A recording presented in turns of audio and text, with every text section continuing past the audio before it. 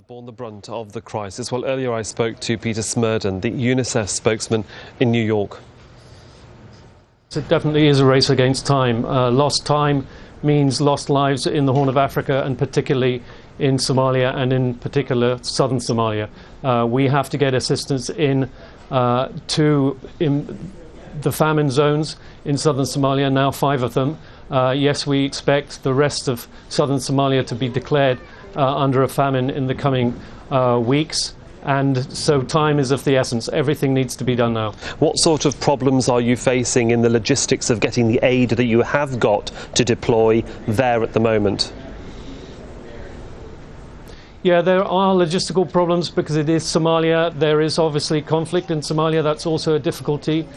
In particular, UNICEF is appealing to airlines to help, if possible, by contributing cargo space to help us shift large amounts, some 5,000 tons per month, of special food for treating therapeutic and supplementary food to treat malnourished children.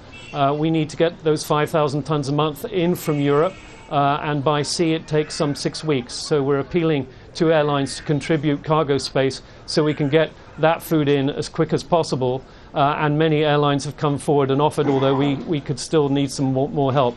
So that kind of problem is what we need to get over. That's certainly one way of people helping the airline industry as yourself. If the International Red Cross are appealing for $86 million, I mean, what are you seeing in terms of international help in monetary form? Donors have been very generous, but given the scale of the problem, we need them to be even more generous. Currently, UNICEF, for example, has received some 40% of the money it needs for its operations over the next 6 months in the Horn of Africa, and we need about $200 million more for us to be able to do those operations in full. And I think that's throughout the humanitarian community. It is a very expensive operation. It's Somalia. It's a very difficult place to operate, but money does save lives.